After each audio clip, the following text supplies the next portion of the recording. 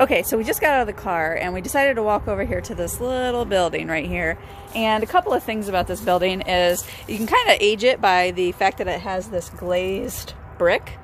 A lot of times when you see this, it's somewhere between the teens and the 30s, kind of falls in there in that gap. So we knew it was a little bit older. There's probably a church at some point in this area, but we're not really sure based on what we're seeing. But anyway, this glazed brick building was exactly what Wendy thought it was, and I'll just give you a quick shot so you can see. Yep, it's the outhouse.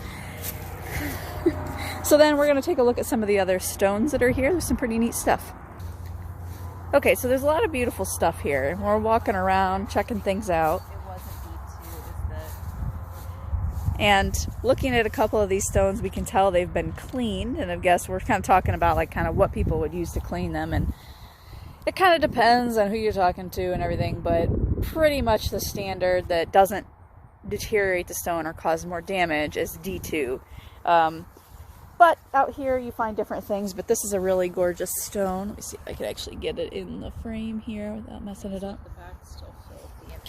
And the back is still filthy, so it's obviously they cleaned just what they wanted to clean. And anyway, there's a lot of really neat stuff here.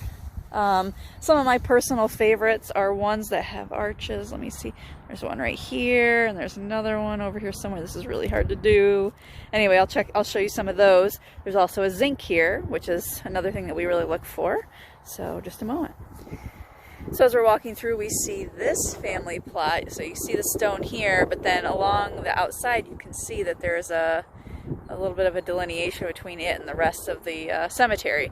And sometimes that is a person of note. So this is something that we would take pictures of, and we'll go home and we'll do a little bit more research on some of the names that we find on these. That's how we find our neat stories. Okay, this stone is gorgeous. But when you start really looking at it and see how beautiful it is and pristine, I mean, we're looking at 1843. It would not look this nice. So this is something that somebody went back in probably with a Dremel and recarved it. It looks nice and it helps preserve it, but there is a difference, you can tell. You can see here, this is some imagery from the Victorian era, and what you see a lot of times are roses. So, you know, like a little baby bud means that they were children. This is a rose in its prime, probably left a little early, 28 years old when she died. So you can see this is a rose in its prime that has died. A lot of times when you see a full bloom rose, that is a woman who's lived her whole life and died at the end of a long life. So that's a little bit on the rose imagery. Okay, so we really like zincs.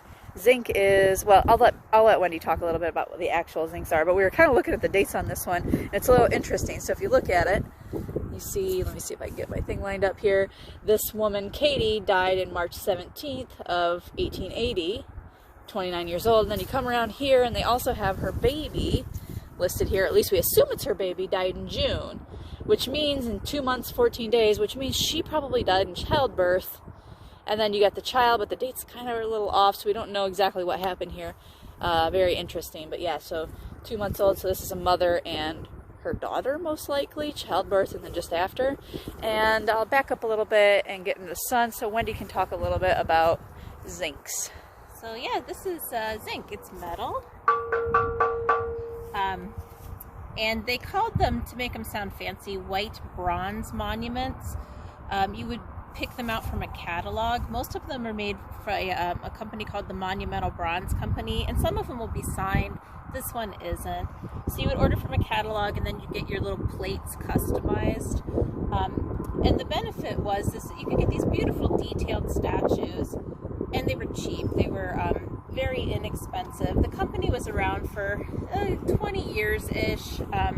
Then it turns out zinc was needed for World War I. So they stopped manufacturing them. As you can see, they're gorgeous for being as old as they are, and they really, most of them stand the test of time. I'm trying to do completely in the sun photography here, videography, so bear with me if you can't see anything. Neither can I, so it's going to be a mystery to see what shows up on this video. Just want to give you a quick shot up close of one of the arches, and then just directly on the other side is another one. So that's one of my personal favorites. I actually really like tabletops and the arches, and tend to be masons a lot of time when you see those, although I don't know if these particularly are. I'm not seeing any mason imagery on these, but a lot of time that's what you'll see.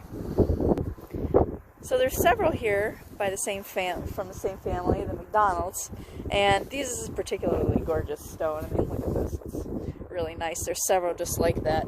And then one thing that's really cool is every once in a while you'll find signatures on the stone of who actually made the monument. So that's actually kind of neat. That's something we always look for too. And there's like I said, there's a handful of these here from the McDonald's. And this one, I'm pretty sure sitting here against it is the footstone of this one, which means these all probably, oh, actually look, here's one with my excellent videography. I can't find it. Here's a footstone as well for that one, so that sometime these all had one.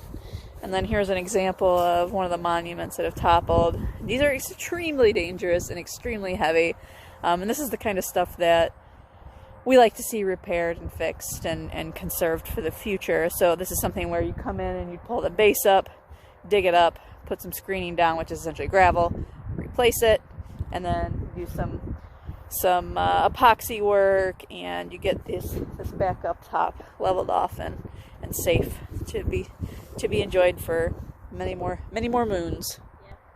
I cut Wendy off, but she was saying this one's going to join it eventually because it's leaning pretty hardcore at this angle. And actually, let me come around to the other side and give you a look at what it looks like. It's actually a very beautiful monument. I'll try to line this up.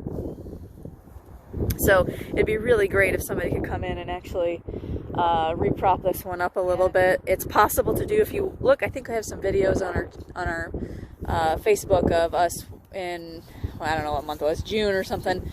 No, it was after June, whatever, of us working with Jonathan Appel on his 48 States tour of leveling some of these out. You can do it without a crane. It just takes a little bit of elbow grease and some very long, essentially crowbars, and a lot of time and effort to get it to where you want it to be. So it's possible to do without a lot of manpower, without a lot of machinery. Okay, so that's about it for Carroll Cemetery. We're going to move on to our next destination, which I have no idea what it is. We'll check the itinerary when we get back in the car. You know, this cemetery is quite a bit larger than what I just showed you, but I mean, a lot of it's more modern, and honestly, we don't spend a lot of time looking at contemporary stones unless it's a particular person that we want to see, or we see something extremely strange or different. Well, we'll stop and take a look at that. But overall, we tend to spend a lot more time looking at the older stuff, the Victorian era. Oh yeah, here, Wendy found something. So a lot of times you'll see things like this buried in the ground, and you may think, oh gosh, that's a tiny little headstone, but it's not. It's a plot marker. There's would have been 4 of these originally, marking the 4 corners of the family plot. Sometimes they'll have the family's initials, which I think is what this one did, or sometimes they'll be numbered.